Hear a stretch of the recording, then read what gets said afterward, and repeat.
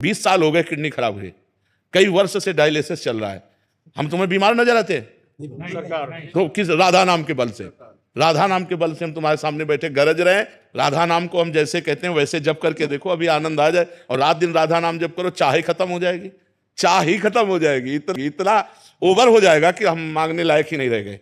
जैसे हमसे पूछो तो हम मांगे तो क्या मांगे, तो देने वाला वो तो ऐसा दे रहा है कि तुम्हें कैसे बताए। पर एक सीमा है, पहले उसको क्रॉस करो, अपने पहले पापों को भस्म करो, अपने आचरणों को पवित्र करो और फिर आगे बढ़ो, तो देखो आनंद आ जाए। क्योंकि हम उसी का आनंद ले रहे हैं ना, हम उसी को जीवन जी रहे हैं ना, उसी से जी रहे हैं। और ऐसे नहीं जी रहे हैं बहुत बादशाह की तरह जी रहे हैं। तो हमारे जीवन को क्या समझते हो, हम दुखी थोड़ी है। मैं दंड का अधिकारी हूं क्योंकि मैं स्वयं को पराई स्त्री को देखने से नहीं रोक पाता हूं। आपसे सुना है कि नासाग्र दृष्टि रखनी चाहिए, किंतु ऐसा कर नहीं पाता। दृष्टि पराई नहीं, माँ बच्चे हो अभी, कोई इसमें खास बात नहीं है, इसको संभालो। नए बच्चे हो, अभी नया जीवन मिला है, तो ये सब संसार की बातें अच्छी लगती है। नाम जप करो, जहाँ किसी की तरफ गंदी दृष्टि जाए वहाँ दोबारा फिर उसकी तरफ देखकर चरणों की तरफ प्रणाम करो, ठीक हो जाएगा। जहाँ हमारी दृष्टि जा रही कि हम गंदे भाव से देख रहे हैं, वहीं हम अच्छे भाव से तुरंत काटें उसे और मन से प्रणाम करें से, तो वो सब ठीक हो जाएगा धीरे धीरे। नाम जप, ये अवस्थागत भी दोष होते हैं, अगर इनको ना निकाला जाए तो फिर बुढ़ापे तक भी जाते हैं, आगे के भी जन्म में परेशान करते हैं। लेकिन ये खास इस अवस्था में ज़्यादा दोष होता है, इसलिए नाम जप करो। और जब किसी माता बहन की तरफ हमारी गंदी दृष्टि जाए तो एक तो दोबारा देखो मत, दोबारा देखो तो उसके चरणों में प्रणाम करो, सब में भगवान विराजमान है, ठीक हो जाओगे। ठीक है, और ज़्यादा परेशान नहीं होना, इसे ज़्यादा दिमाग में नहीं लाना है, खास बात नहीं। खास बात है भगवान का चिंतन, नाम जप करो। ये सब मायाकृत बातें आज आई हैं, 1 मिनट में आई 1 मिनट में चली गई, ये कोई टिकाऊ चीज़ थोड़ी है। हर समय कोई स्त्री का चिंतन थोड़ी होता रहता है। तो ये तो आने आगामा पाइनो अनित्यास्तास्ति तिक्षस्व भारत, आने जाने वाली, इनमें ज़्यादा खास बात नहीं, नाम जप करो। ठीक है। महाराज जी, 2019 में पुलवामा हमले में आतंकियों से मुठभेड़ में मुझे दोनों पैरों में गोली लग गई। 4 साल संघर्ष के बाद भी मैं चोट से उभर पाया हूं अभी, परंतु पैरों में दिक्कत फिर भी शुरू ही है। महाराज जी कह रहे हैं कि इनका कष्टप्रद और संघर्षपूर्ण जीवन रहा है, उसके बाद भी मनवांछित प्राप्ति नहीं हो रही और समस्याओं का समाधान। देशभक्ति के लिए तो पहले हम आपको प्रणाम करते हैं कि आप हमारे देश के लिए संघर्ष किए, आप दुख प्राप्त किए।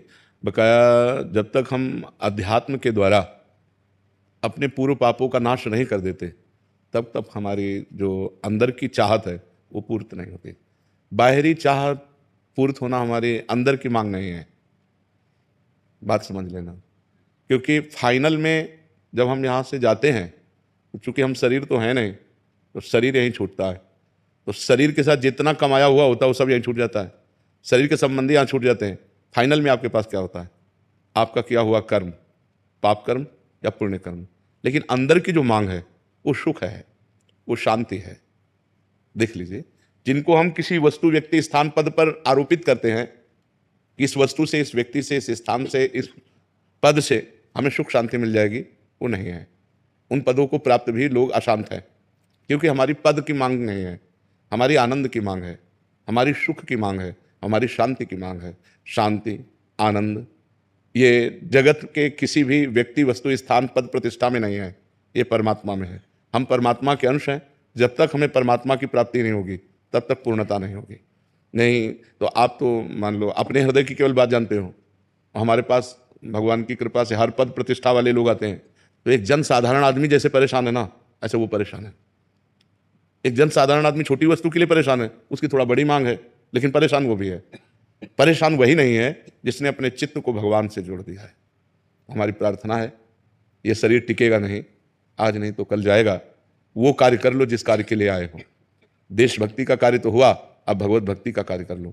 नाम जप करो और चित्त भगवान से जोड़ दो, तो इस स्थिति में भी आप आनंदित रहोगे। जीवन को अध्यात्म में बनाओ और जितना जीवन बचा है उसे भगवान को समर्पित कर दो, तो आनंदित हो जाओगे। नहीं तो ये सुधरने वाली चीज़ें नहीं। पता नहीं कितने मिनट जीवन के रह गए, पता नहीं कब कौन सी क्या घटना हमारे जीवन का अंत कर दे। इसलिए हमें हर समय नाम जप करना चाहिए। राम राम राम राम, राधा राधा राधा, हरि हरि हरि, कृष्ण कृष्ण कृष्ण। वो बचा लेंगे, वो हमारी दुखद परिस्थिति में रक्षा करेंगे।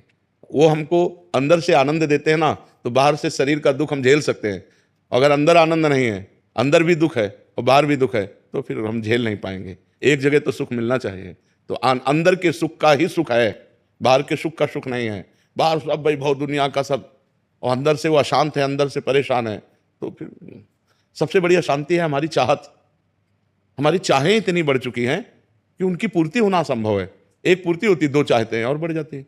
इसलिए एकमात्र भगवान, जब तक भगवान से नहीं जुड़ोगे, जब तक चित्त भगवान से नहीं जोड़ोगे, तब तक विश्राम मिलने वाला नहीं, आनंद मिलने वाला नहीं। यहां से जाना है, पता नहीं कब जाना है, कैसे जाना है। प्राण ऐसे निकलते हैं क्या? भारी कष्ट के साथ। तो इसलिए राम राम हरि हरि कृष्ण कृष्ण राधा राधा जपो, तुम्हारे पाप नष्ट हो, तुम्हारा मंगल हो। बिना अध्यात्म के तुम्हारा जीवन बिल्कुल सुखी नहीं रहेगा, चाहे जो कुछ एकत्रित कर लो। ये आपका साहसी और परोपकार युक्त कार्य रहा, जो आप हमारे राष्ट्र के लिए अपने शरीर को कष्ट में डाले हैं। ये आपका बहुत बड़ा सुकृत रहा, लेकिन इससे केवल काम नहीं चलेगा। अब आपको चित्त जोड़ना होगा श्री भगवान से, तभी परम मंगल होगा। आप हमारी बात समझ रहे हैं?